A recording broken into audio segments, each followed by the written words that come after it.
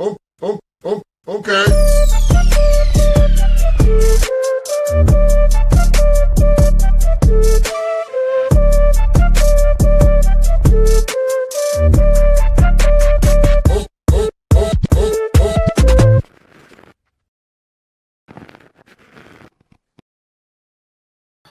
Well, good afternoon, everybody, and welcome to the Daily Herald here on Badlands Media. I'm your host, Jon Herold, and I'm not sure if I have a full slate of news today. We'll see. Might buzz through this fairly quickly, but maybe not. I don't know. But I'm very excited about today generally. Tonight, we're doing our fantasy football thing. We're calling it G-Money's Fantasy Football League because of how much he is just so passionate about fantasy football, even though he won't be participating in this particular fantasy football league. That's tonight, 10:30 p.m. We're going to have a huge show, at least a lot of people on the show. It'll be a lot of fun. Make sure you guys tune in for that.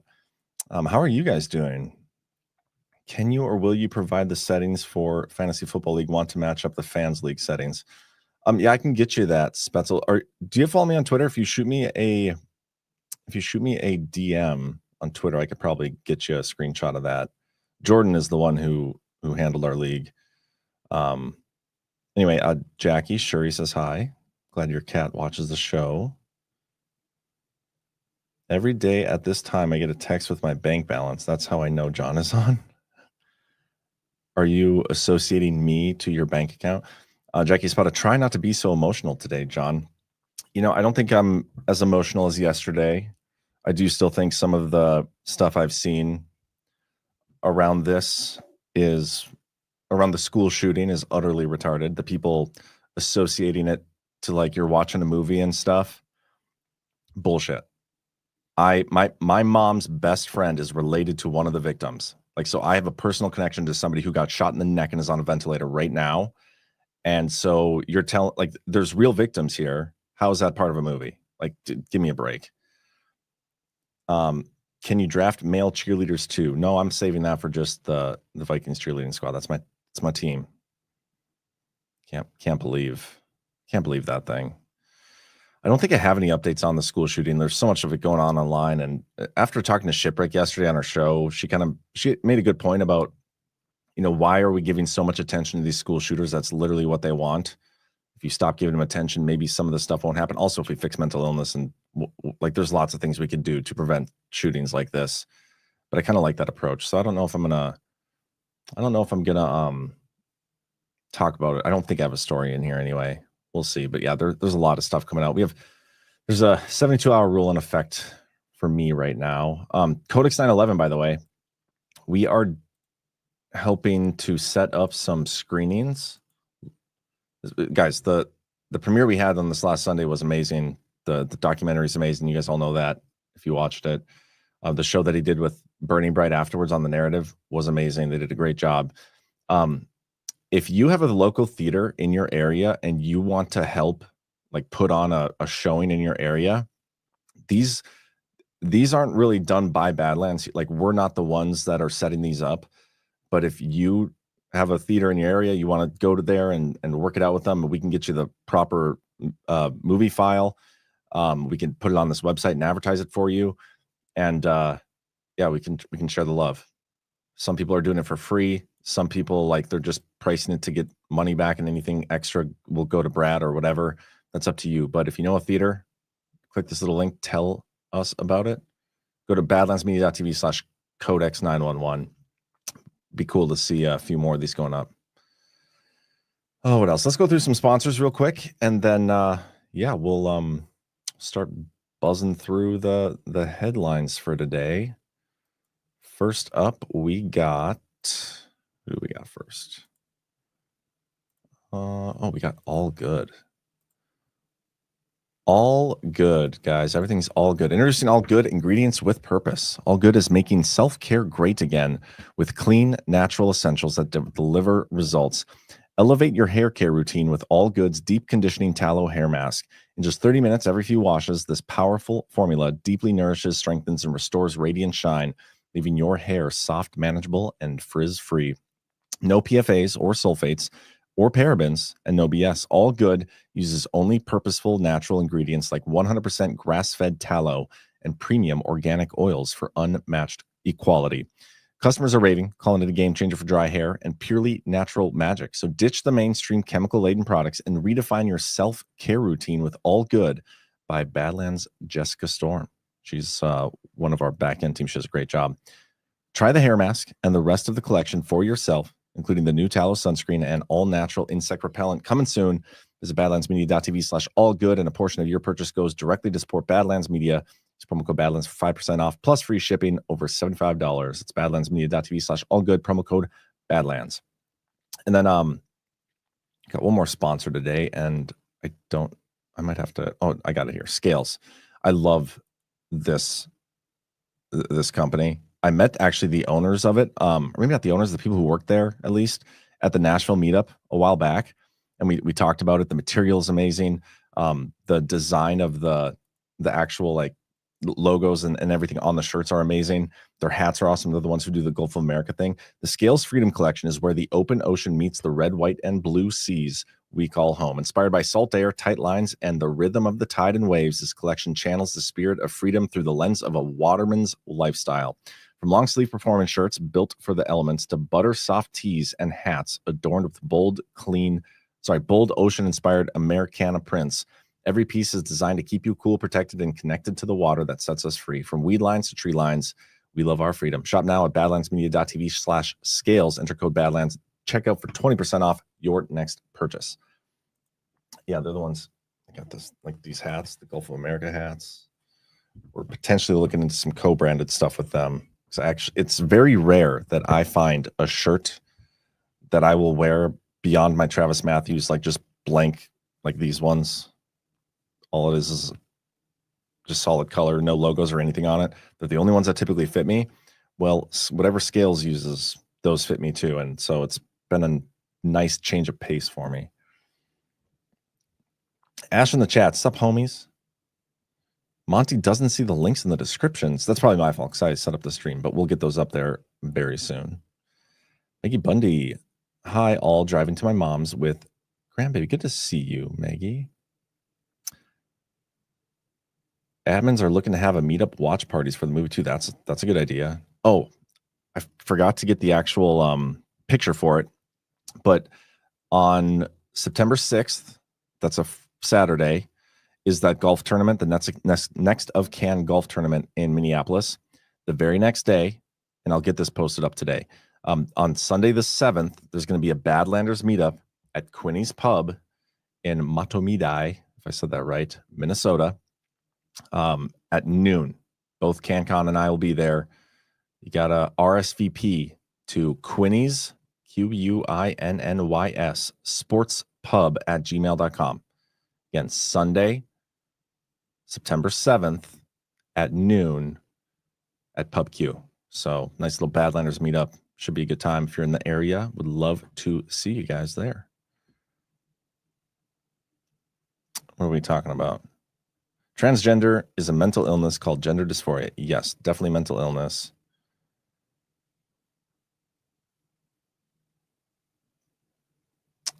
First Amendment Mike. It's always people under mental care. The trans angle is new.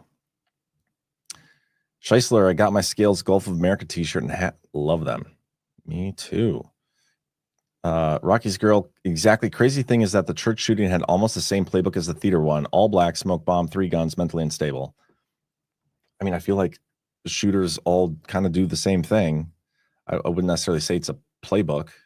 But like the trans thing is definitely the mainstream media can't like put that angle back in the bottle. Like that's going to have to be addressed. And I wouldn't be surprised if we see Trump do something to address this directly.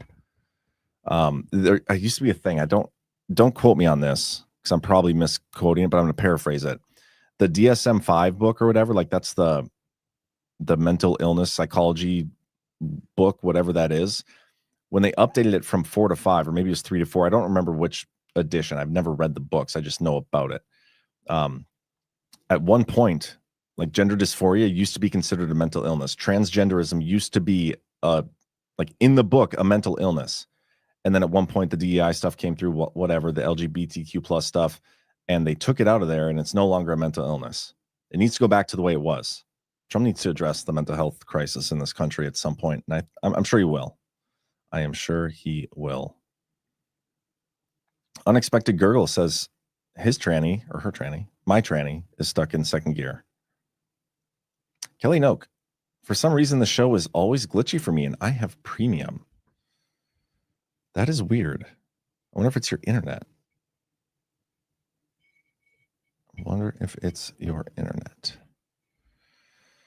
All right, let's see what we got here. No update on the Doge website. As far as I know, there was no update on the presidential website either.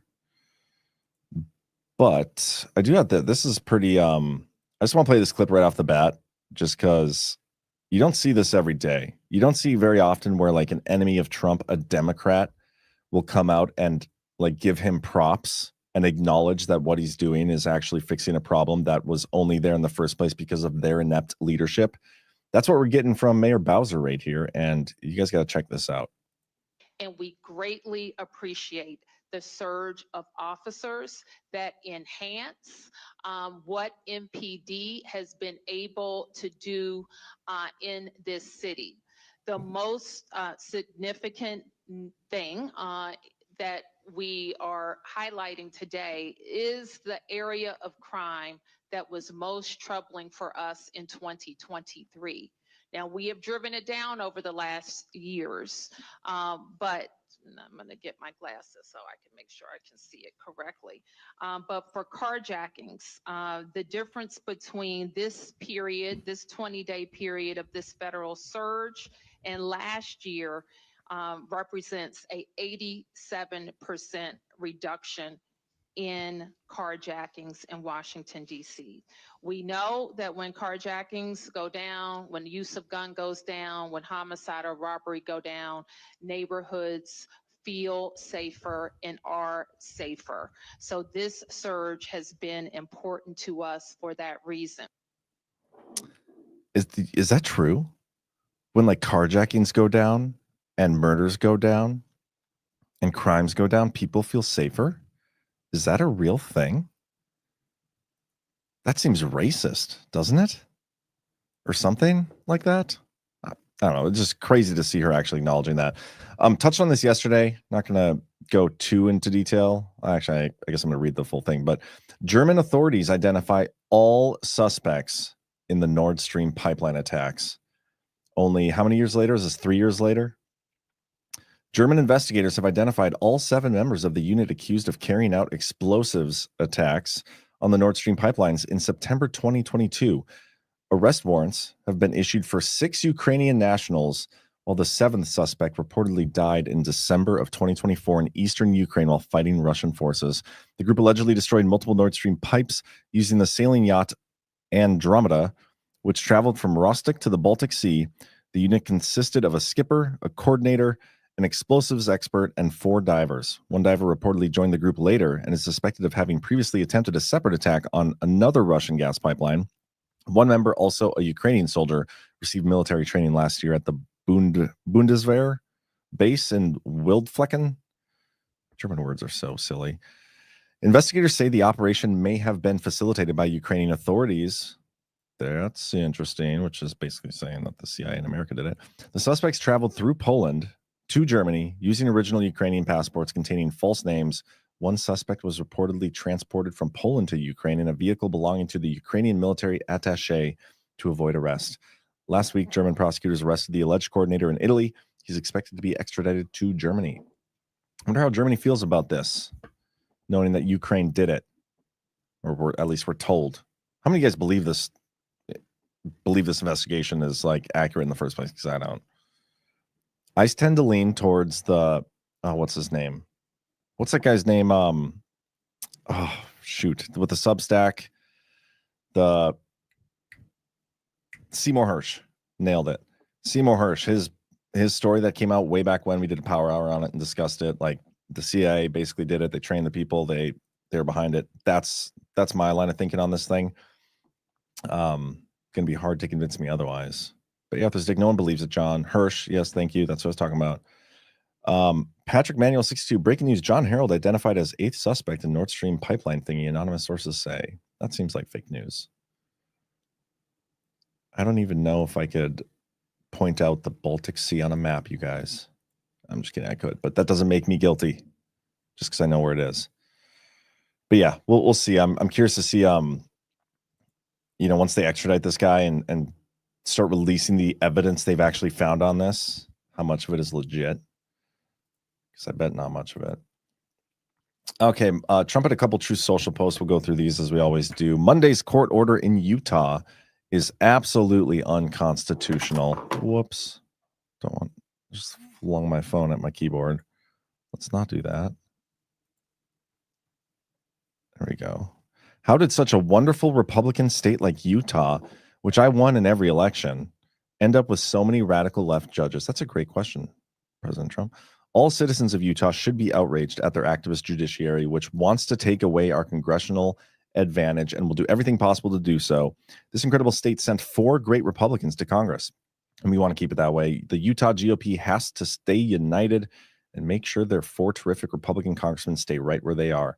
What he's referring to is this. On Monday, 3rd District Judge Diana Gibson, sounds like a real bitch, ruled that the current maps can't be used in any future elections, gave lawmakers 30 days to enact new political boundaries that comply with the initiative creating an independent redistricting commission. The decision positioned Utah in the ongoing national debate about gerrymandering, as Texas Republicans are poised to redraw the state's maps in an effort to pick up more Republican seats going into the 2026 midterms, and California has taken steps to retaliate. When did the whole districting and gerrymandering shit become a thing? That wasn't in the Constitution, was it? And this is a genuine question, and maybe it's a stupid one, but I'm going to ask what my AI companion knows about this. When did gerrymandering, it sucked to have a name Jerry, by the way, gerrymandering, unless you're following me and a fan of the show, then it's a great name. Gerrymandering become a thing.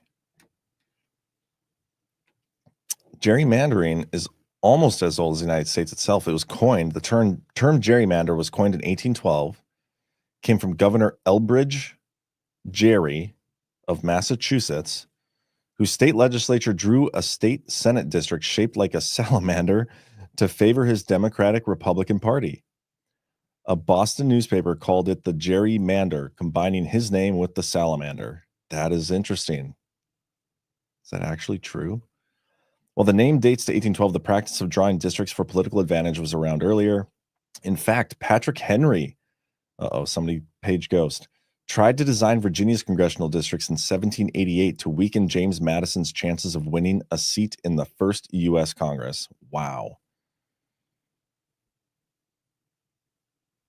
I mean, I feel like this issue, the gerrymandering thing, is probably one that we could do better, make it a little less political somehow. I doubt they would ever actually try to address that.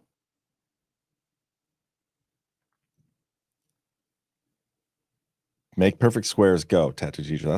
It's hard to draw a perfect square unless you have a ruler or something, a straight edge.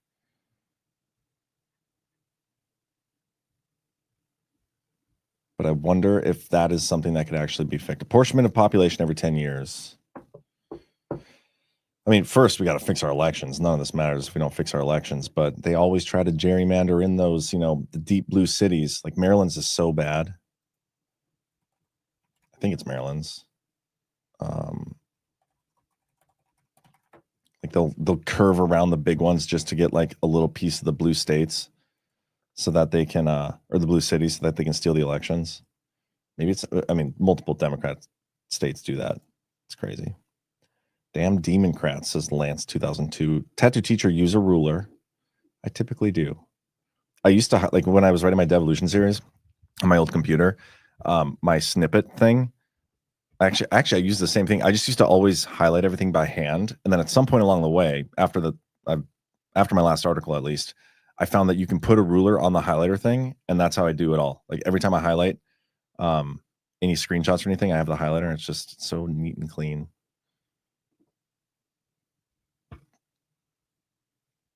What did Drift say? Drifter's Life, Massachusetts. Yeah. F that. But anyway, so Trump getting in the game in Utah. Good to see it. This is, I typically tune into Just the News, or at least check their website every day now. It's like a habit because I'm just waiting for new docs, and John Solomon's the guy that's like leading the charge on D-Class. And unfortunately, there was no like breaking news declassified stuff, but I would say the biggest story they have on there is talking about the Afghanistan withdrawal and the whole quote and saying that was circulating from the Biden administration about how it fell in just 11 days. Millie crafted Biden admin's fiction that Afghanistan fell in just 11 days. Once the Taliban had taken over Afghanistan, the Biden administration settled on a false narrative that the collapse of Afghanistan had occurred in just 11 days and thus could not have been predicted. Millie led the charge in promoting it, despite experts and military personnel on the ground in Afghanistan saying otherwise. I don't even know if I'm going to, I guess I didn't highlight much. I'll read it and then I'll comment. Among the litany of mistakes and falsehoods pushed by the U.S. military commanders and President Biden in 2021 was the fiction that Afghanistan fell in only 11 days in mid-August 2021.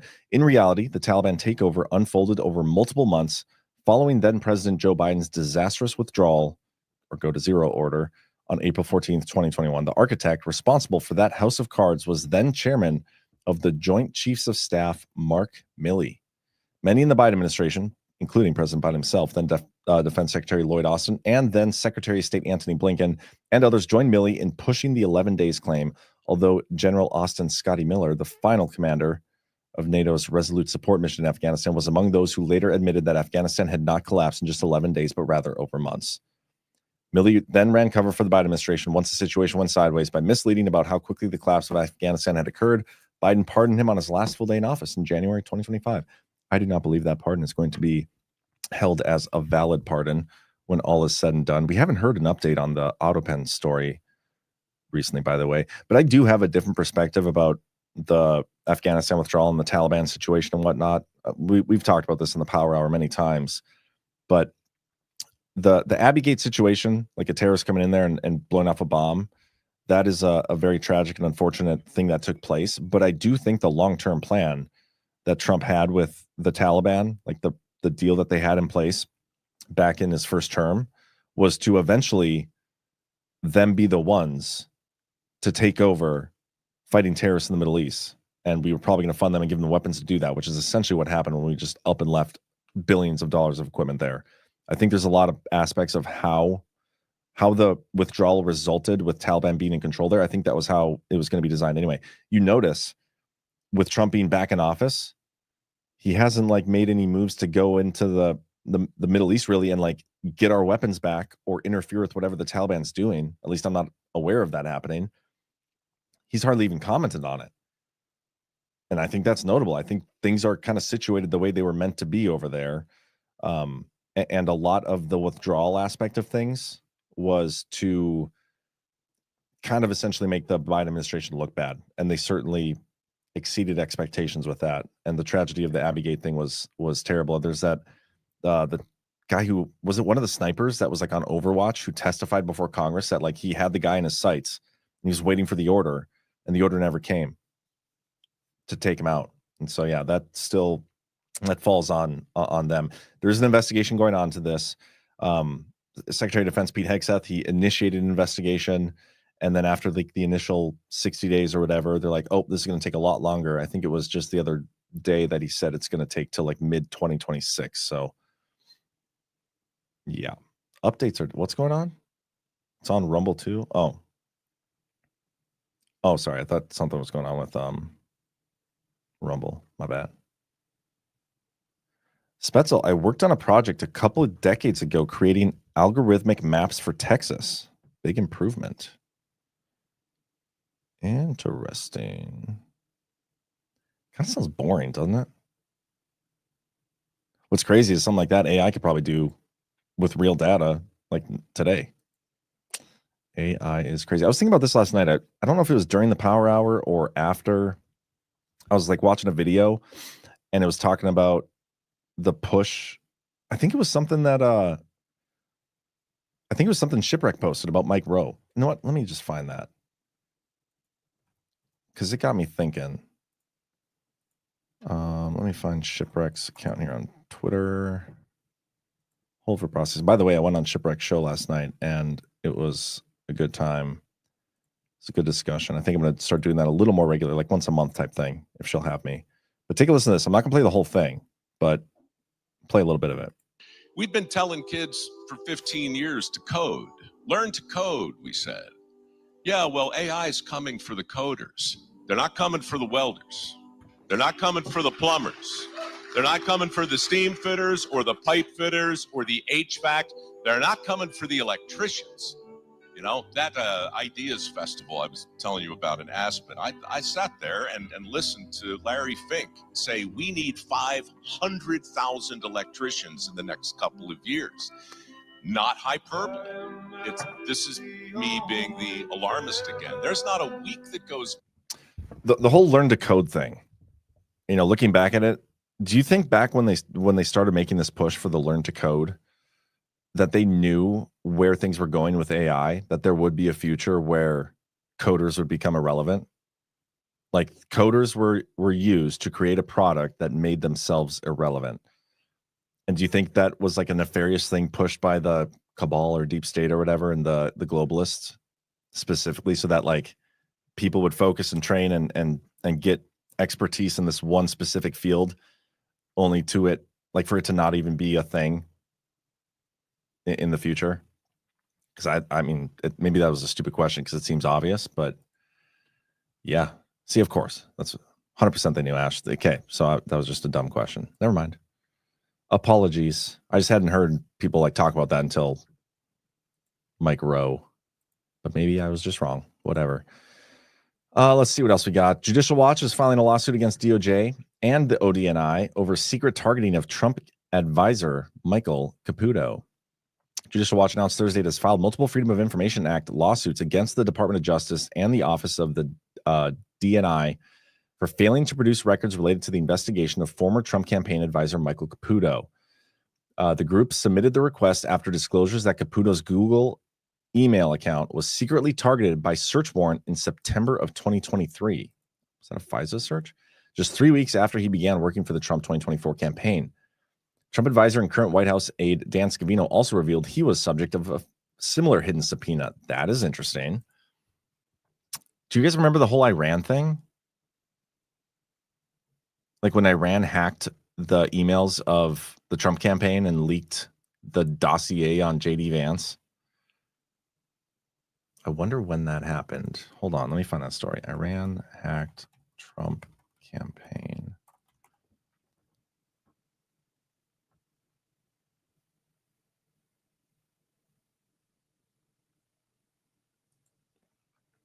We got this story. The Justice Department on Friday unveiled criminal charges against 3 Iranian hackers.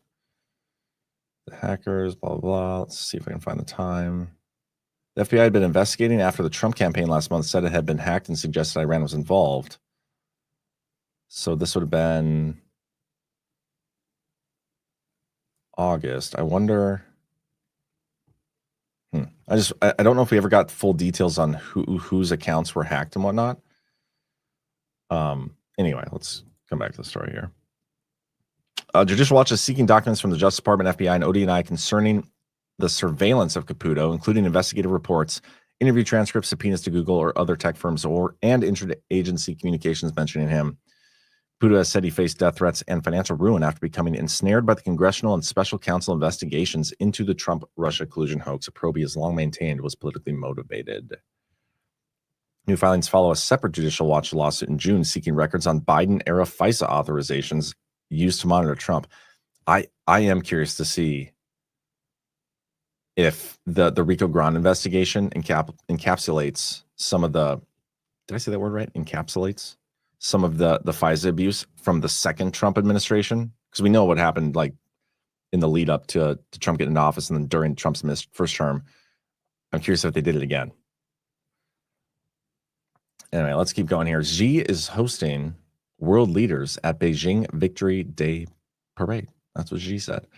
Chinese President Xi Jinping will be joined by several world leaders at a major military parade in Beijing next week, marking the end of World War II. Was Trump the first major world leader to hold a parade this year? Because he did his back in what, like June or July or whatever? Had any of the other major world leaders done one yet? It's right up Trump's alley to be like the first one to do it.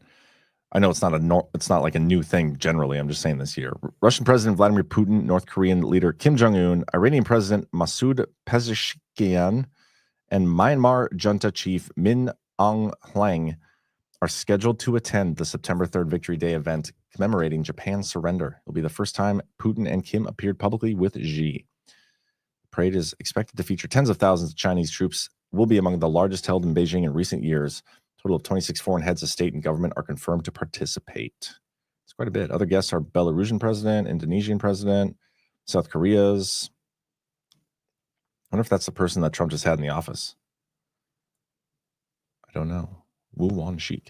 Chinese officials said the United Nations will be represented by Undersecretary General Li Junhua. And yeah, interesting. The only Western leaders are Slovak Prime Minister Robert Fico and Serbian President Aleksandar Vučić. Alrighty. Fed Governor Lisa Cook is suing Donald Trump over his firing, and Hunter Biden's lawyer Abe Loyal leads the case. I think I talked about this yesterday. But the lawsuit has officially been filed. Federal Reserve Governor Lisa Cook filed a lawsuit Thursday to block President Donald Trump's order removing her from the board, challenge likely to advance to the Supreme Court. I want to show you the lawsuit here because there is an interesting tidbit in this that she is suing, and the defendants are not just Donald Trump, but also the Board of Governors itself and Jerome Powell. That means like she's suing the three of them, not just Donald Trump. Because the way some of it's been framed in the media is that like it would be Lisa Cook, the Board of Governors, and Jerome Powell against Donald Trump, but instead it's like all three of them against Lisa Cook. That is interesting. Probably talk about that on Saturday because Chris has some really good thoughts on the Fed situation going on right now. But here's a quick story on it too. Board governor on Thursday sued President Trump, seeking to block his unprecedented move to fire her. Suit was filed in Washington, D.C. Cook's suit sets in motion a legal battle that is likely to end up at the Supreme Court. And that's the most notable thing to me, is getting this thing worked out at the Supreme Court. Trump said Monday that he was removing Cook because of allegations that she committed mortgage fraud in connection with 2 residential properties that she owns. There we go. This story, I haven't actually read through it yet, so we're going to read through it for the first time together. But Trump meets with Kushner and Blair to discuss Gaza war and post-conflict plans. Remember, Jared Kushner was very involved in Trump's first term and his Abraham Accords. I almost said Arab Accords. Abraham Accords over there. He was very instrumental in getting those things to fruition. President Trump held a policy meeting Wednesday with son-in-law Jared Kushner and former British Prime Minister Tony Blair to discuss the ongoing war in Gaza. A White House official said the gathering covered all aspects of the 22-month conflict, including the hostage crisis, humanitarian assistance for Palestinians, and planning for Gaza's future. The official described it as simply a policy meeting. Kushner, who served as Trump's Middle East envoy during his first term, helped broker the Abraham Accords that normalized relations between Israel and several Arab nations. His work earned him a Nobel Peace Prize nomination. Blair, who led Britain for a decade, has long been involved in Israeli-Palestinian issues. His institute has published polling since Hamas' October 7th, 2023 attack, which Israel knew was coming and allowed it to happen, showing most Gazans reject Hamas rule but favor independence from Israel while advocating for a 2-state solution. The second White House official said Trump wants the war to end and he wants peace and prosperity for everyone in the region. Special Envoy Steve Witkoff said Tuesday the administration is preparing a very comprehensive plan for Gaza's future, describing it as both robust and humanitarian in intent. Yeah, those 2 biggest conflicts that were in place before Trump got in there are still raging, we are told. Yeah, Quinny's Pub, Missy Brash, is on September 7th. I will post that flyer today, probably shortly after the show. Ash said, the health industries went through this transformation first, in my opinion. Devs working on tweaking Watson's code in 2010 to 2011. Code reviewer is a different job than coder. I'm just reading everything Ash is saying here. IBM Watson was one of the first commercially available enterprise scalable ALS. Its earliest applications were in HSI. but they use it in every industry pretty much now. Yeah. I think I agree with whatever you're saying. FDA rescinds emergency use authorization for COVID vaccines. Issues new framework. The FDA has officially rescinded the emergency use authorizations, EUAs, for COVID-19 vaccines, a move that ends the legal framework once used to justify board mandates under the Biden administration.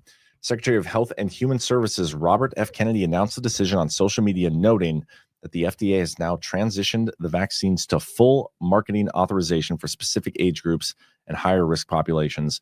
Moderna is approved for individuals 6 months and older. Insane that people would give it to anybody 6 months old or anybody generally.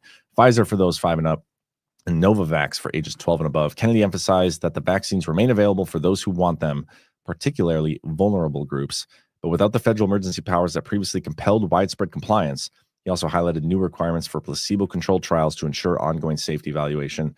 The American people demanded science, safety, and common sense, Kennedy stated, calling the updated framework a fulfillment of his pledge to end mandates, maintain access, and close the emergency phase of pandemic policy.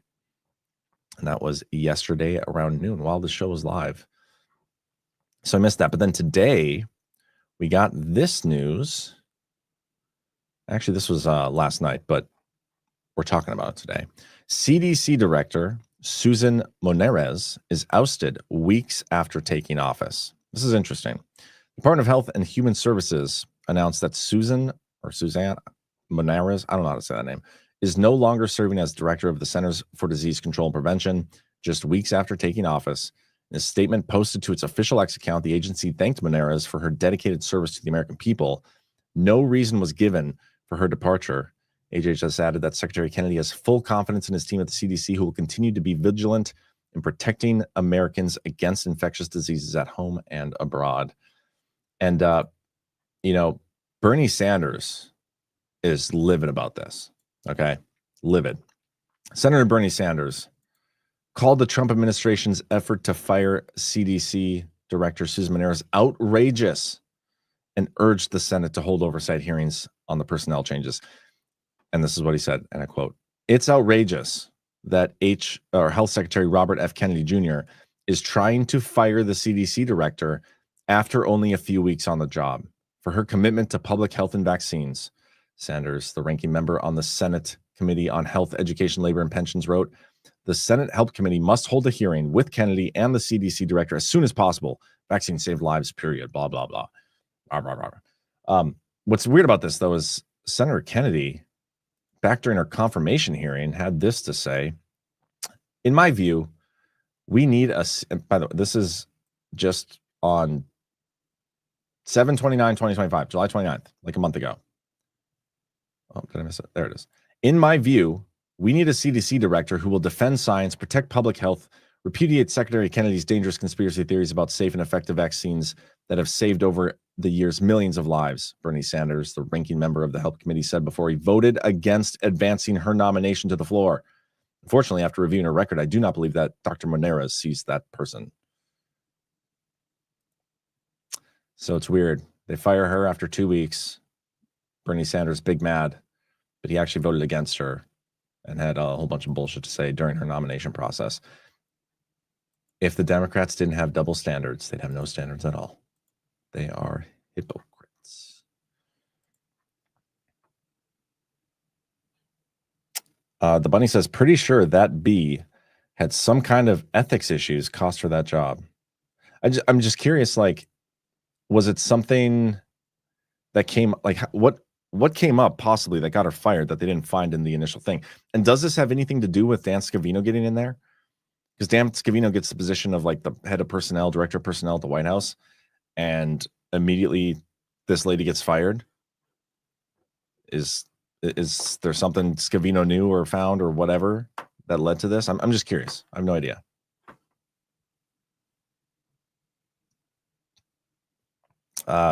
She refused to step down, but won't make a statement that the allegations are not true. Wasn't she still pushing the jabs, even though Kennedy said to stop the jabs? Could be.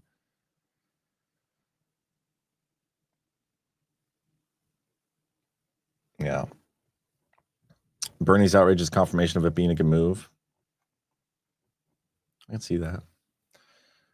It's just interesting. A lot of people are saying she's bad news. How did she get nominated and confirmed in the first place?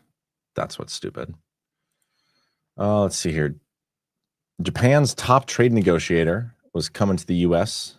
to visit Trump, talk over trade stuff, and he canceled his trip. Japan's top trade negotiator, I will not even try to say that name, canceled a trip to the United States on Thursday over issues related to the U.S.-Japan trade deal. In a statement, Japan's chief cabinet secretary Yoshimasa Hayashi said that his trip would have involved the discussion of U.S. tariff measures. However, during the coordination with the U.S., because it became apparent that certain points required further technical discussion, the trip was canceled. It was decided that discussions will continue at the administrative level. So, I mean, maybe it's not that big of a deal. They're just trying to like nail down the tariffs, especially on vehicles. What else I got here? No, not do that. Not do that. Not do that. Oh, here's a big one. U.S. economy expands at revised 3.3% rate on stronger investment. U.S. economy expanded in the second quarter at a slightly faster pace than initially estimated on a pickup in business investment and an outsized boost from trade. All those economists who said that economy is going to tank, we're going to enter a depression. What happened? Where are you at now, boys? And girls, I guess girls can make bad predictions too. Where are you at? Things are looking good, right? Even though we're not feeling the effects directly. We talked about this last night in the Power Hour. It does not feel like much, if anything, has changed in terms of my personal day-to-day life. Like whether it's financial, whatever it is, like not much has changed. If anything, it's gotten worse with Trump being in office. A lot of things we're expecting haven't quite hit yet. Maybe that's not to say it won't happen, just being realist about what's going on. But anyway, these are good signs, obviously. Inflation-adjusted gross domestic product, which measures the value of goods and services produced in the U.S., increased at a 3.3% annualized pace. The second estimate from the Bureau of Economic Analysis showed Thursday that compared with initially reported 3% increase. Net exports added nearly 5 percentage points to GDP, the most on record after weighing on GDP in the first 3 months of the year. Goods and services that aren't produced in the U.S. are deducted from the GDP calculation, but counted when consumed. It's good numbers, guys. Those are good numbers. I do have more Bloomberg stories here. Just going to find them. Oh, yeah, here we go. Trump pick Steve Moran is on track for confirmation before Fed meeting. Talked about this last night in the Power Hour as well. Republican-led U.S. Senate is likely to meet ambitious target outlined by the Trump administration to fast-track Stephen Moran's Federal Reserve confirmation before the central bank's September rate-setting meeting. Barring any procedural glitches or unexpected opposition, Democrats privately acknowledge they can't block Moran's ascension on their own. And under the rules, they can only hold it up briefly in the Banking Committee after a hearing expected next week and for a few days on the Senate floor. The timing of the hearing is yet to be announced. President Donald Trump appointed Moran a close advisor to fill the last few months of a term unexpectedly vacated by Fed Governor Adriana Kugler. Moran has already gone through the Senate once this year. No Republicans voted against him when he was confirmed as chair on the Council of Economic Advisors. So that's all good news. What else we got? Bitcoin is like retracting a little bit. And so there's a Bloomberg article about Michael Saylor is hit by market revolt as his Bitcoin premium sinks, but I think it's going to come back around. That will be a silly article when it's all said and done. Here's a post from Trump. The Republican Party is doing really well. Millions of people have joined us in our quest to make America great again. We won every aspect of the presidential election, and based on the great success we are having, are poised to win big in the midterms. We have raised far more money than the Democrats and are having a great time fixing all of the country, destroying mistakes made by the Biden administration, and watching the USA heal and prosper. The results are incredible, a record pace. In that light, I'm thinking of recommending a national convention to the Republican Party just prior to the midterms. It's never been done before. Stay tuned. Donald J. Trump, President of the United States of America. That's interesting. A national convention right before the midterms.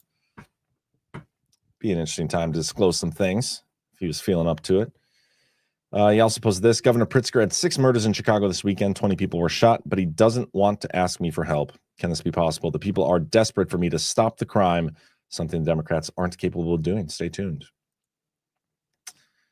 that might be the last story I have for you guys. Ooh, we have this. Trump is apparently going to address the UN General Assembly on September 23rd. That's notable. Yeah, you guys got anything for me in the chat? Anything I should discuss or cover? Otherwise, probably get out of here. Don't forget, do not forget that tonight, 10:30 p.m. Eastern, we're doing a fantasy football live draft. It's going to be a good time. We're calling it G Money's Fantasy Football League, but don't worry, G Money's not involved, so you can still come watch, even if you don't like G Money. But let me, we have Ashes in the league, Jatriot, Brad, Cam Cooksey, Rattler Gator, JB, Ghost to Base Patrick Henry, the Brights.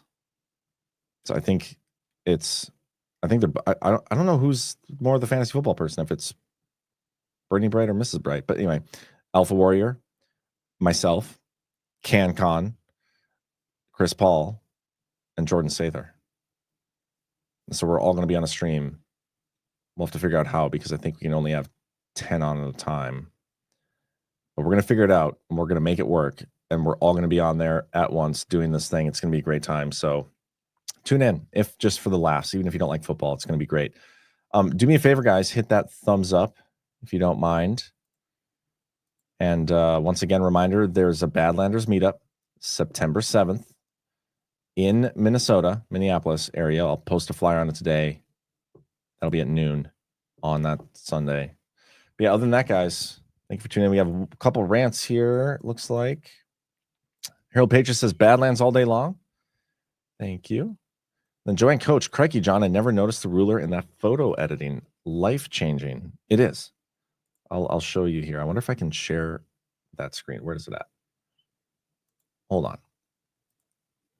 I don't know if this is something I can actually share, but everybody should know about this. So like if you, let me do that. I'll make this big over here. Let me stop sharing that and share my full window on this side. Bring it up. Okay, there. So see this? If you go to the very top over here, the three dots, the ellipses, you click on it, show ruler, brings the ruler up. And then you click your highlighter color, whatever, and boom, perfectly straight. It's amazing. The things you learn on the Daily Herald, guys, you just can't top it. Anyway, hit the thumbs up, everybody. I will see you guys tonight on that fantasy football thing. It's going to be a great time. We'll see you next time. I see ya. 0. 1. Extra, read all about it. 2. 3. Let's get started.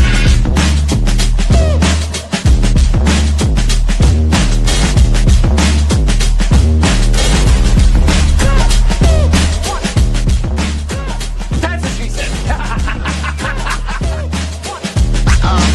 Oh, that's real good. Why they stopping me? Stopping me.